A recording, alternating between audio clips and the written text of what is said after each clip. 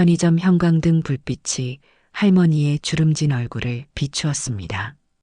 이순옥 할머니는 유리 냉장고 앞에 서서 한참을 망설였죠. 한 손에는 지팡이, 다른 손으로는 진열대 손잡이를 꼭 붙잡고 있었습니다. 냉장고 속 김밥 두 줄이 꽤 탐스럽게 보였어요.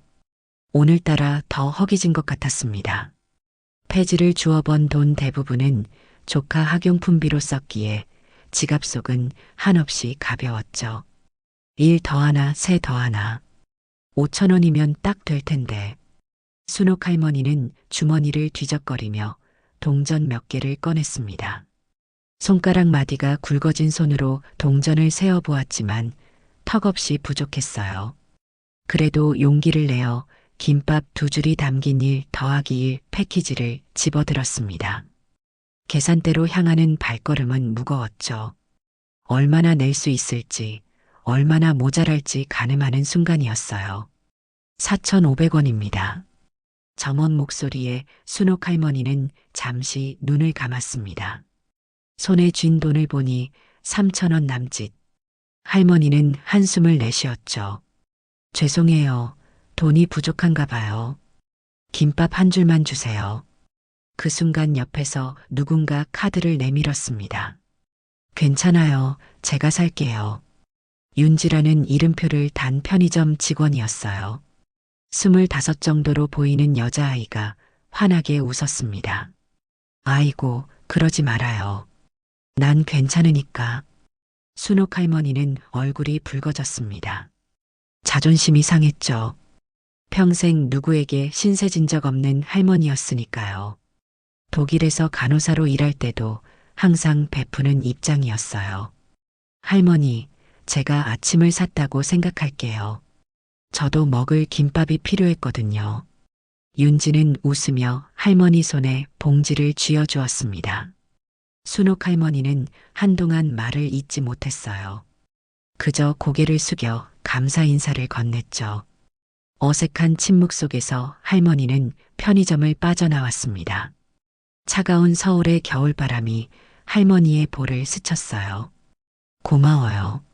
아무도 듣지 못할 작은 목소리로 할머니는 중얼거렸습니다.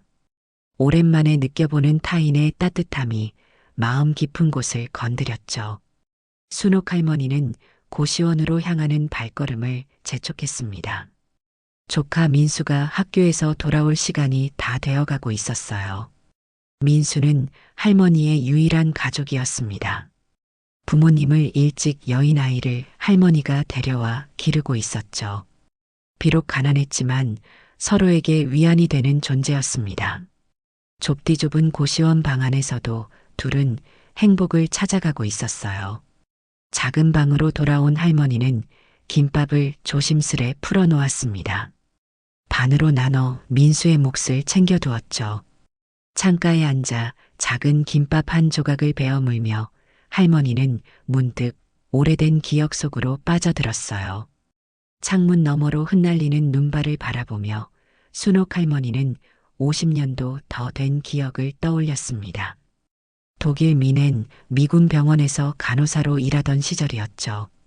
한국에서 온 젊은 간호사들 중에서도 특히 실력이 뛰어났던 순옥은 중환자실을 담당했습니다. 그날도 평소와 다름없는 근무였어요. 갑자기 병원이 분주해졌습니다. 총상을 입은 독일 장교가 실려왔죠. 헬무트 슈나이더, 32살의 장교였습니다. 다리와 복부에 총상을 입고 과다출혈로 의식이 혼미한 상태였어요. 의사들이 수술실로 데려갔지만 상황이 좋지 않았습니다. 혈액형이 매우 희귀해 수혈할 혈액이 부족했던 것이죠. 같은 혈액형 기증자가 필요합니다. 누구 없습니까? 의사가 소리쳤어요. 순옥은 망설임 없이 앞으로 나섰습니다. 자신의 혈액형이 그와 일치한다는 것을 알고 있었죠. 순옥은 그날 3번이나 헌혈을 했습니다. 의사들이 말렸지만 그녀는 듣지 않았어요. 헬무트의 상태가 너무 위급했기 때문이었죠. 순옥의 헌신 덕분에 헬무트는 기적적으로 살아났습니다. 퇴원하는 날 헬무트는 순옥에게 명함 한 장을 건넸어요. 내 생명의 은인입니다. 언젠가 도움이 필요하면 주저 말고 연락해 주십시오. 반드시 보답하겠습니다. 순옥은 그저 웃으며 명함을 받았습니다. 자신은 그저 직업적 소명을 다했을 뿐이라고 생각했죠. 그 명함은 오랫동안 순옥의 수첩 속에 고이 접혀져 있었어요. 김밥을 다 먹은 할머니는 낡은 앨범을 꺼냈습니다. 그 안에는 독일 시절 사진들과 함께 누렇게 변색된 헬무트의 명함이 있었죠. 베를린 국방부 소속 헬무트 슈나이다. 할머니는 명함을 오래도록 바라보았어요. 한 번도 걸어본 적 없는 전화번호였습니다. 필요할 땐 전화하라던 그 말. 지금은 너무 늦었지. 한숨과 함께 할머니는 명함을 다시 앨범에 넣으려 했습니다. 그때 현관문이 열리는 소리가 들렸어요. 민수가 학교를 마치고 돌아온 것이었죠. 할머니, 저 왔어요. 10살 민수의 밝은 목소리에 할머니의 얼굴에 미소가 번졌습니다. 아이는 가방을 내려놓자마자 냉장고로 달려갔어요. 배고파요. 뭐 먹을 거 있어요? 할머니는 아이를 불러 테이블 위에 김밥을 가리켰습니다. 민수는 환하게 웃으며 김밥에 손을 뻗었어요. 우와, 김밥이다. 어디서 샀어요? 친절한 아가씨가 할머니한테 선물해줬단다. 민수는 맛있게 김밥을 먹으며 학교에서 있었던 일을 신나게 떠들었습니다. 할머니는 그저 웃으며 아이의 이야기를 들었죠. 민수의 웃는 모습이 할머니에게는 세상에서 가장 소중한 보물이었어요. 이틀 뒤 서울의 하늘은 잿빛 구름으로 뒤덮였습니다. 매서운 바람이 골목길을 훑고 지나갔죠. 순옥 할머니는 오늘도 폐지를 줍기 위해 집을 나섰어요. 등이 굽어 무거운 카트를 끌기가 쉽지 않았습니다. 그래도 민수의 얼굴을 떠올리며 힘을 냈죠. 골목을 돌아 큰 길로 나가던 순간이었습니다. 갑자기 불어온 강풍에 카트가 기울어졌어요. 순옥 할머니는 균형을 잃고 넘어졌습니다. 손목이 아스팔트에 부딪혔죠. 순간 찢어지는 듯한 통증이 밀려왔어요. 아이고. 할머니는 간신히 몸을 일으켰습니다. 손목이 부어오르고 있었죠. 움직일 때마다 통증이 찾아왔어요. 이대로는 폐지를 주울 수 없었습니다. 할머니는 집으로 돌아가기로 했죠. 고시원으로 돌아온 할머니는 조용히 다친 손목을 살펴보았습니다. 파란 멍이 들기 시작했고 엄지를 움직이기 힘들었어요. 병원에 가야 했지만 그럴 돈이 없었죠. 할머니는 찬물로 손목을 식히며 한숨을 내쉬었습니다. 할머니, 왜 그래요? 학교에서 일찍 돌아온 민수가 물었어요. 할머니는 괜찮다고 웃어 보였지만 민수는 할머니의 다친 손목을 발견했습니다. 할머니, 손이 다쳤잖아요. 병원에 가야 해요. 민수의 눈에 눈물이 맺혔어요. 걱정스러운 표정으로 할머니를 바라보는 아이의 모습에 할머니의 마음이 무너졌습니다. 괜찮아, 민수야. 조금 있으면 나아질 거야. 하지만 밤이 되자 통증은 더욱 심해졌어요. 민수는 할머니 옆에서 잠들지 못하고 걱정스러운 눈으로 지켜보았습니다. 할머니는 아이가 두려워하는 모습을 보며 마음이 아팠죠. 새벽녘 민수가 깊이 잠든 것을 확인한 할머니는 조용히 서랍을 열었습니다. 오래된 앨범에서 헬무트의 명함을 꺼냈어요. 50년 동안 한 번도 사용하지 않은 전화번호였습니다. 할머니는 떨리는 손으로 휴대전화를 집어들었어요. 이런 늙은이가 전화해봐야. 할머니는 망설였습니다. 하지만 민수의 잠든 얼굴을 바라보니 결심이 섰어요. 아이를 위해서라도 자존심을 접어야 했습니다. 떨리는 손가락으로 번호를 눌렀죠. 국제전화라 연결되기까지 시간이 걸렸습니다. 독일은 지금 저녁 시간이겠죠. 그가 아직 그 번호를 쓰고 있을지 아직 살아있을지조차 알 수 없었습니다. 베를린 국방부입니다. 깔끔한 독일어 인사말에 할머니는 잠시 말을 잇지 못했어요. 간신히 입을 열어 영어로 말했습니다. 헬무트 슈나이더 씨를 찾습니다. 한국에서 50년 전에 알던 간호사입니다. 잠시 침묵이 흘렀어요. 이어서 다른 목소리가 전화를 받았습니다. 이순옥 씨인가요? 순간 할머니의 눈에서 눈물이 흘러내렸습니다. 그가 기억하고 있었던 것이었죠. 윤지는 편의점 카운터에 기대어 하품을 했습니다. 밤 10시 편의점은 한산했죠. 대학원 레포트 마감을 앞두고 있어 머리가 지끈거렸어요. 사회복지학을 공부하는 윤지에게 아르바이트와 학업의 병행은 쉽지 않았습니다. 문득 며칠 전 만났던 할머니가 떠올랐어요. 김밥을 사려다 돈이 부족해 포기하려던 그 할머니. 윤지는 가끔 그런 작은 선행을 베푸는 것이 자신만의 작은 행복이었습니다.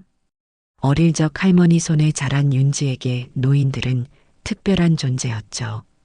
그 할머니 잘 계실까? 윤지가 중얼거리는 순간 휴대전화가 울렸습니다. 모르는 번호였어요. 보통은 받지 않는 전화였지만 왠지 받아야 할 것 같은 느낌이 들었죠.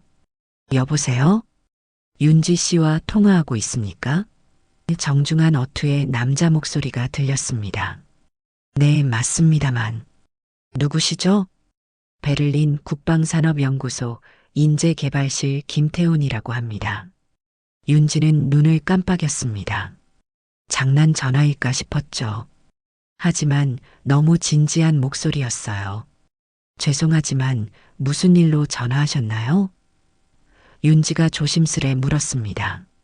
사흘 전 편의점에서 어르신에게 김밥을 사주신 일을 기억하시나요? 윤지는 놀라 입을 다물지 못했어요. 어떻게 그 일을 알고 있는 걸까? 불안한 마음에 전화를 끊으려 했습니다. 잠깐만요. 농담이 아닙니다. 상대방이 급히 말했어요. 이순옥 할머니께서 당신을 추천하셨습니다. 이순옥이요? 할머니 이름도 몰랐는데. 윤지는 혼란스러웠습니다. 윤지 씨, 그 작은 친절이 한 사람의 인생을 바꿨다는 사실을 아십니까? 이순옥님은 50년 전 독일 군 병원에서 헬무트 슈나이더 장군의 생명을 구한 은인입니다. 그리고 당신의 선행이 그분이 도움을 청하게 된 계기가 되었죠. 윤지는 자신이 꿈을 꾸는 건 아닌지 싶었어요. 단순히 배고파 보이는 할머니에게 김밥을 사준 것뿐인데 이렇게 큰일로 이어질 줄은 몰랐습니다. 저희가 이순옥님께 도움을 드리는 과정에서 당신의 이야기를 들었습니다. 그리고 헬무트 장군께서 직접 당신을 만나보고 싶어 하십니다. 윤지는 한참을 말을 잇지 못했어요. 눈앞에 손님이 들어오자 급히 통화를 마무리했습니다. 내일 오전 10시 서울 플라자 호텔 로비에서 뵙겠습니다. 여권을 지참해 주십시오. 전화를 끊은 윤지는 어안이 벙벙했습니다. 꿈 같은 이야기였죠. 김밥 2줄로 시작된 이 이상한 인연이 어떻게 흘러갈지 전혀 가늠할 수 없었어요. 그날 밤 윤지는 잠을 이루지 못했습니다. 사회복지를 공부하며 늘 작은 선행이 세상을 바꿀 수 있다고 믿어왔지만 이렇게 직접적으로 경험하게 될 줄은 몰랐어요. 윤지는 내일 있을 일에 대한 기대와 불안으로 뒤척이다 새벽녘에야 잠이 들었습니다. 다음 날 오전 순옥 할머니는 평생 처음으로 호텔 스위트룸에 머물고 있었습니다. 헬무트의 지시로 최고급 호텔에 모셔진 것이었죠. 손목은 이미 유명한 정형외과 의사의 치료를 받아 깔끔하게 붕대가 감겨 있었어요. 할머니, 이게 다 꿈인가요? 민수가 호텔 창문 너머 서울 전경을 바라보며 물었습니다. 할머니는 그저 미소 지었어요. 자신도 믿기지 않는 상황이었습니다. 어제의 절박한 전화 한 통이 이토록 큰 변화를 몰고 올 줄은 상상조차 못했죠. 헬무트는 지금 독일 국방부 차관이었습니다. 순옥의 전화를 받자마자 즉시 한국 주재 독일 대사관을 통해 그녀를 찾아냈죠. 그리고 최고의 의료진과 숙소를 마련해 주었어요. 50년 전의 약속을 지킨 것입니다. 문을 두드리는 소리가 들렸습니다. 독일 대사관 직원이었어요. 이순옥님, 헬무트 차관님께서 곧 도착하십니다. 그리고 이것을 전해드리라 하셨습니다. 그는 공식 봉투를 건넸습니다. 떨리는 손으로 봉투를 연 순옥 할머니는 안의 내용물을 보고 숨을 들이켰어요. 독일 국방부에서 발행한 공식 초청장이었습니다. 국방명예 고문 임명장과 함께 베를린으로의 초청이 담겨 있었죠. 할머니, 이게 뭐예요? 민수가 물었습니다. 할머니가 대답하기도 전에 문이 다시 열렸어요. 이른이 넘은 백발의 노신사가 미소 지으며 들어왔습니다. 시간이 많이 흘렀지만 순옥은 즉시 알아보았어요. 헬무트였습니다. 순옥 씨, 오랜만입니다.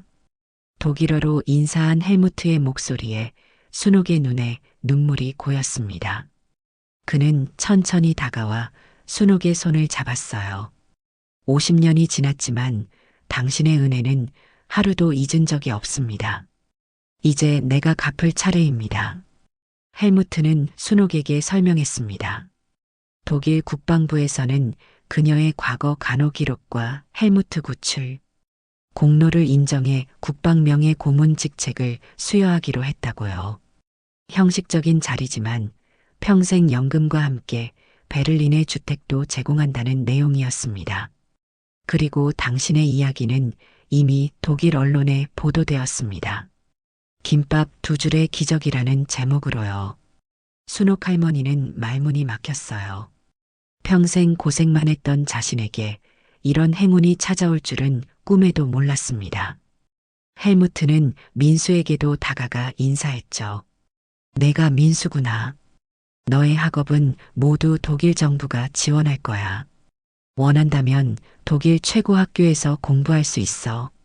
민수는 눈을 동그랗게 뜨고 할머니를 바라보았습니다. 할머니는 그저 울먹이며 고개를 끄덕였어요. 이어서 헬무트는 중요한 이야기를 꺼냈습니다. 그리고 순옥 씨, 당신에게 김밥을 선물한 그 친절한 아가씨에 대해 더 말해주세요. 그 이야기를 듣고 큰 감명을 받았습니다. 플라자 호텔 로비는 화려한 샹들리에 불빛으로 빛나고 있었습니다. 윤지는 긴장한 모습으로 소파에 앉아 기다리고 있었죠. 평소 입지 않는 정장 차림이 어색했지만 상황이 상황인지라 최대한 격식을 갖추었어요. 로비 입구에서 정장을 입은 남자가 그녀에게 다가왔습니다. 윤지 씨죠? 저는 김태훈입니다. 어제 통화했습니다. 윤지는 급히 일어나 인사했어요. 그는 윤지를 엘리베이터로 안내했습니다. 지금부터 있을 일에 너무 긴장하지 마세요. 그저 자연스럽게 응하시면 됩니다. 엘리베이터는 최상층으로 올라갔고 그들은 스위트룸 앞에 도착했어요. 문이 열리자 윤지는 놀라움에 입을 다물지 못했습니다. 편의점에서 만났던 할머니가 환하게 웃으며 그녀를 맞이했죠. 아가씨, 정말 와줬구나. 할머니 옆에는 백발의 외국인 신사와 어린 소년이 서 있었어요. 윤지는 어색하게 인사했습니다. 안녕하세요. 윤지라고 합니다. 외국인 신사가 다가와 윤지의 손을 잡았어요. 윤지 씨, 저는 헬무트 슈나이더입니다. 당신의 이야기를 들었습니다. 작은 친절이 얼마나 큰 파장을 일으킬 수 있는지 보여주셨네요. 윤지는 갑작스러운 상황에 당황했습니다. 하지만 순옥 할머니가 행복해하는 모습을 보니 마음이 놓였어요. 그들은 함께 테이블에 앉았고 헬무트가 이야기를 시작했습니다. 윤지 씨, 우리는 당신과 같은 사람을 찾고 있었습니다. 한국과 독일 공동 국방의료 프로젝트에 참여할 인재를요. 윤지는 혼란스러웠어요. 자신은 의료인도 군인도 아니었습니다. 죄송하지만 저는 그저 사회복지학 대학원생일 뿐이에요. 국방의료와는 거리가 멀죠. 헬무트는 미소 지으며 고개를 저었습니다. 이 프로젝트는 단순한 의료 지원이 아닙니다. 사회적 약자와 군 복무자들의 정신건강, 복지 시스템 구축에 관한 것이죠. 당신의 전공과 완벽하게 일치합니다. 윤지는 여전히 의아했어요. 하지만 왜 저를 선택하신 건가요? 저보다 뛰어난 전문가들이 많을 텐데. 헬무트의 표정이 진지해졌습니다. 우리가 당신을 선택한 이유는 단 하나입니다. 당신은 인류애의 기준이 무엇인지 행동으로 보여준 사람입니다. 이론이 아닌 실천, 그것이 우리가 찾던 자질입니다. 윤지의 눈에 눈물이 고였어요. 그저 배고파 보이는 할머니에게 김밥을 사준 작은 친절이 이렇게 큰일로 발전할 줄은 상상도 못했습니다. 프로젝트는 내년부터 시작됩니다.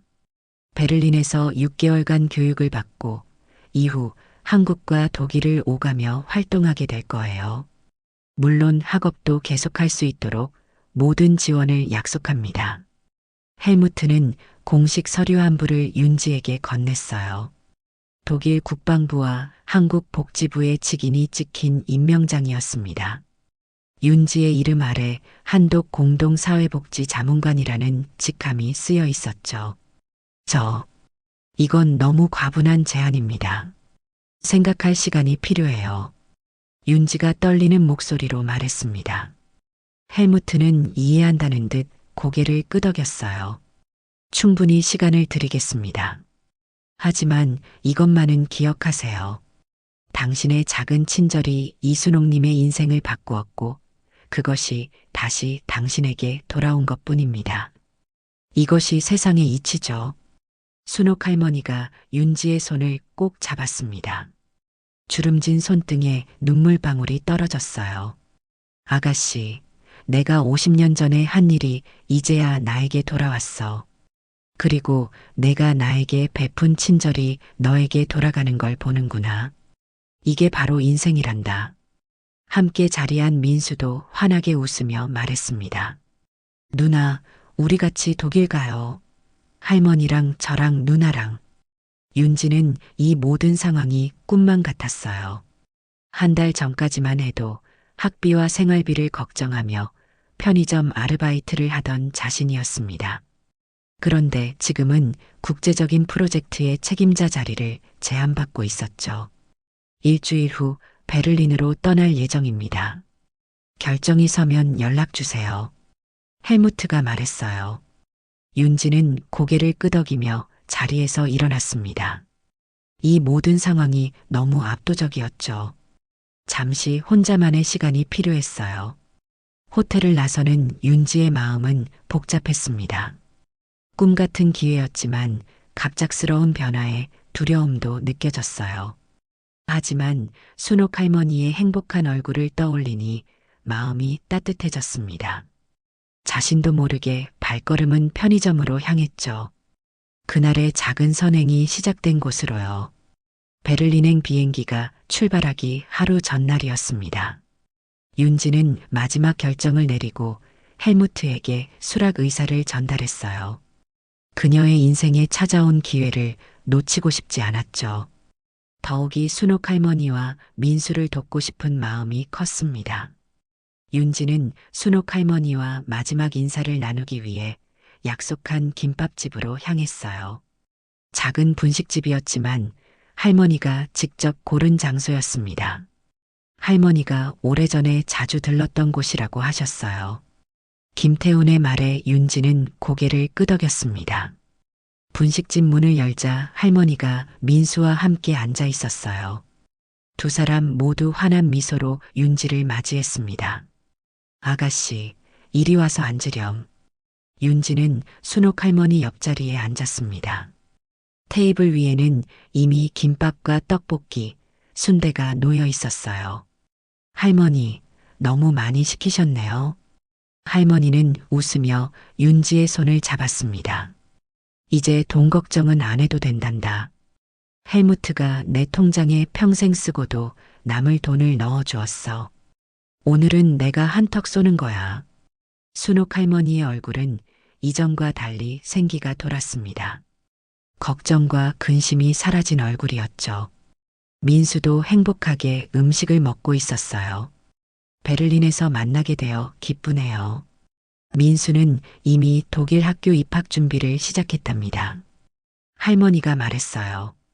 윤지는 미소 지으며 고개를 끄덕였습니다. 저도 정말 기대돼요. 사실 처음에는 두렵기도 했지만 이제는 설렘이 더 큰 것 같아요. 잠시 침묵이 흘렀습니다. 할머니는 김밥 한 조각을 집어 윤지에게 건넸어요. 아가씨, 그날 내가 준 건 김밥이 아니라 내 자존심이었어. 윤지는 의아한 표정으로 할머니를 바라보았습니다. 무슨 말씀이신지. 나는 평생 누구에게도 도움을 청하지 않았단다. 독일에서도 한국에 돌아와서도 늘 홀로 버텨왔지. 남에게 신세 지는 건 자존심이 허락하지 않았거든. 그런데 그날 내가 준 김밥은 내 자존심보다 민수의 배고픔이 더 중요하다는 걸 깨닫게 해주었어. 할머니의 눈에 눈물이 고였습니다.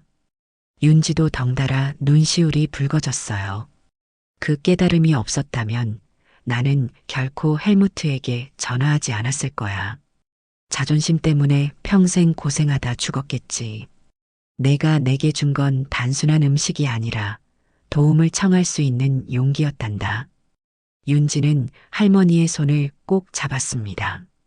말없이 눈물만 흘렸어요. 민수가 둘을 번갈아 바라보며 물었습니다. 할머니, 왜 울어요?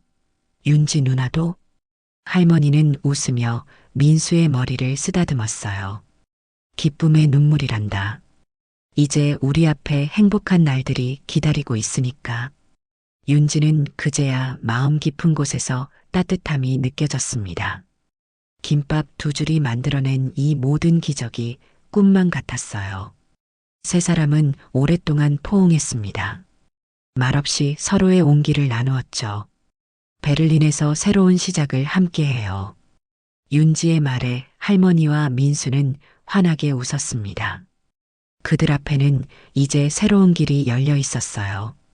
인천공항은 여행객들로 북적였습니다. 출국장 앞에서 순옥 할머니와 민수 그리고 윤지가 나란히 서 있었어요. 독일 대사관에서 파견된 직원들이 그들의 짐을 챙기고 있었죠. 헬무트는 이미 베를린으로 먼저 돌아가 그들을 맞이할 준비를 하고 있었습니다. 할머니, 우리 정말 비행기 타는 거예요? 민수가 들떠서 물었어요. 순옥 할머니는 손자의 머리를 쓰다듬으며 웃었습니다. 아이의 눈에는 기대와 설렘이 가득했죠. 한 달 전만 해도 고시원에서 끼니를 걱정하던 그들이었습니다. 지금은 베를린으로 향하는 비행기에 오르기 직전이었어요. 그럼 우리 민수가 꿈에 그리던 비행기 여행이잖니? 윤지는 조용히 두 사람을 바라보았습니다. 자신의 작은 친절이 이런 큰 변화를 가져올 줄은 상상도 못했었죠. 때로는 무심코 하는 행동이 누군가의 인생을 바꿀 수 있다는 사실이 새삼 놀라웠어요. 탑승 시간이 다 되었습니다. 이쪽으로 오시죠. 인솔 직원의 안내를 받아 그들은 출국장으로 향했습니다. 순옥 할머니는 문득 발걸음을 멈추고 주변을 둘러보았어요. 한국에서의 마지막 순간이었죠. 고단했던 시간들, 그리고 그 속에서도 피어났던 작은 행복들이 스쳐 지나갔습니다. 할머니, 괜찮으세요? 윤지가 조심스레 물었어요. 순옥 할머니는 잠시 생각에 잠겼다가 고개를 끄덕였습니다. 그래, 괜찮다. 이제는 앞만 보고 가야지. 세 사람은 나란히 출국장으로 들어섰습니다. 마지막 출국 심사를 마치고 비행기 탑승구로 향하는 길. 민수는 신이 나서 뛰어다녔고 윤지와 할머니는 천천히 그 뒤를 따랐어요. 아가씨, 정말 고맙구나. 할머니가 문득 말했습니다. 윤지는 미소를 지었어요. 할머니야말로 제 인생을 바꿔주셨는걸요. 저는 그저 김밥 2줄을 샀을 뿐인데. 할머니는 고개를 저었습니다. 세상에 그저 우연인 일은 없단다. 모든 만남, 모든 순간에는 의미가 있지. 50년 전 내가 헬무트의 생명을 구한 것도, 내가 나에게 김밥을 건넨 것도, 그리고 지금 우리가 함께 베를린으로 가는 것도 모두 이어져 있는 거야. 윤지는 할머니의 말에 깊이 공감했어요. 사회복지학을 공부하며 늘 믿어왔던 가치였습니다. 작은 선행이 세상을 바꿀 수 있다는 믿음이었죠. 비행기에 오르며 윤지는 창밖을 바라보았습니다. 한국의 하늘과 독일의 하늘은 다르지 않을 것이었어요. 그곳에서도 그녀는 계속해서 따뜻한 마음으로 세상을 바라볼 것이었습니다. 민수가 비행기 창가 자리에 앉아 신이 난 표정으로 외쳤어요. 할머니, 윤지 누나, 비행기가 뜬다.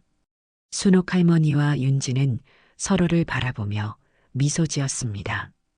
그들의 눈에는 희망찬 미래가 비쳤어요. 김밥 2줄로 시작된 인연이 이제는 평생의 인연이 되어 있었습니다.